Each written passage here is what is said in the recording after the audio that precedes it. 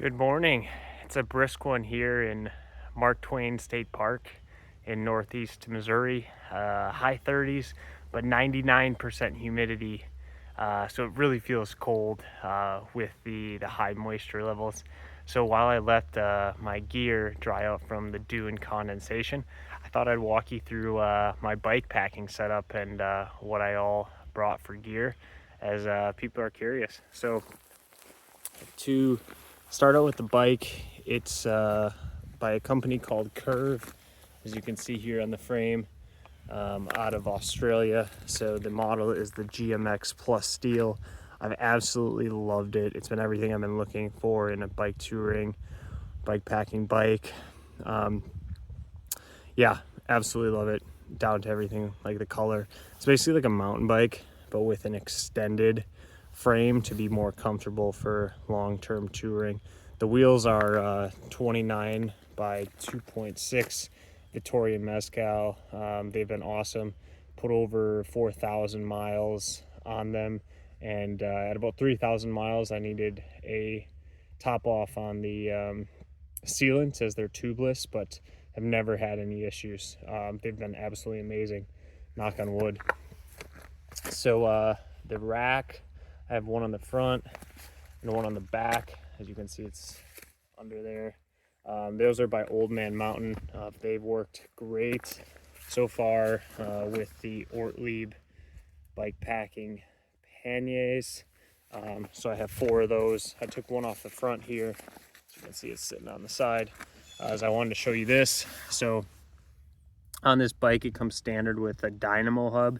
Basically what a Dynamo hub is it allows you to draw power from the wheel rotating when you're cycling. So this cord here runs up the fork to this little switch here, and what this switch does is it essentially powers my lights for the bike. So when I cycle, the lights will automatically run. So the front one, I shouldn't say automatically, the front one, when it's switched on like this, will be powered, and when it's off, it'll turn the front light off. Usually it actually continues running the little bit of a dimmer light as it kind of stores power over time. So when it's off, it'll actually just run the backlight, which I'll show you in a second. So to house the cording for this system, I have the tail fin top tube bag. It's the foot version, so there's no zipper, which I really like. You can easily open and close it even while you're cycling and be safe about it. So as you can see here, the cords run up through this little hole. So the whole bag is waterproof, which is awesome. And that hole with the downward trajectory allows that. So in here, I have a micro USB where the cord connects, and then I run it back out along the frame here to this back cube light, which is my tail light. So when even when the switch is in off position, the backlight will still always be running.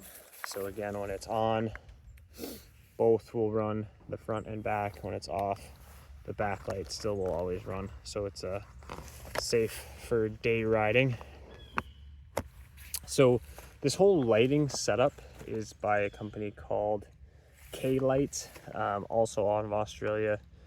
And it's worked absolutely awesome. Don't need to carry extra charging gear for my lights or anything like that, and it's all under my own power, which is awesome. So I do have a Ortlieb frame bag as well, which was worked well over time. I use it mostly to house my locks. So I have a larger 7 out of 10 rated A-bus lock, and then just a 2x10 small one on the front, which I use in combination depending on how long I have the bike locked up and where.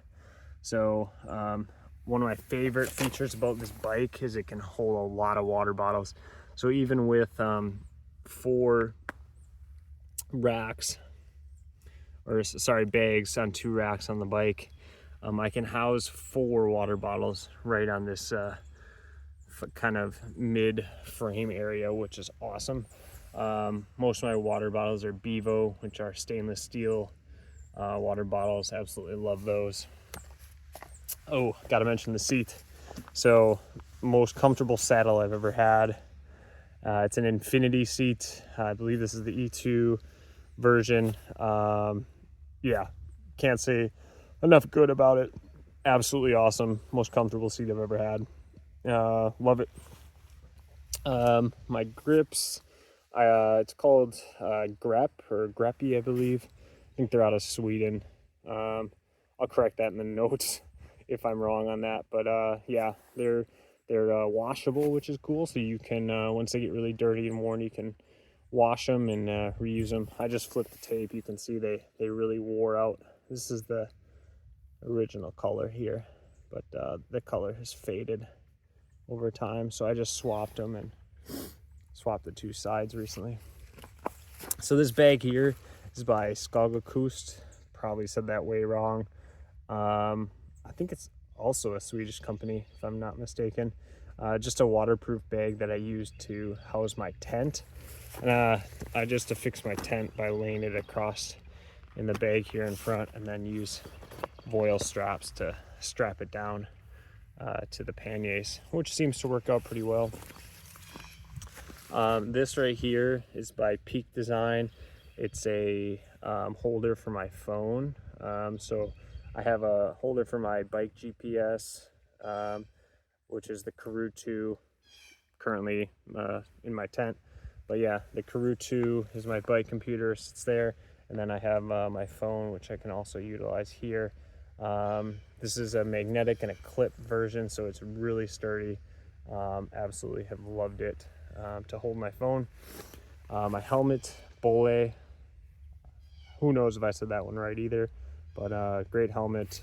Comes in with a built-in cork visor. So the seat here by Infinity is leather, so to protect it I just use what I have, and I just have this backpacking waterproof kind of cover, so I just lay that over the top of my saddle at night.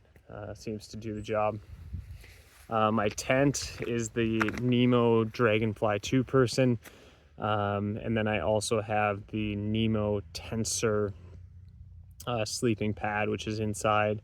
Both I've had for like 150 nights of sleep, I think, so far, and have done awesome. So the sleeping bag, I have a 0 degree sleeping bag, which, you know, is usually what I use when I'm touring in the fall and early winter, as I don't have to worry about getting cold in that. So yeah, that's the majority of my setup.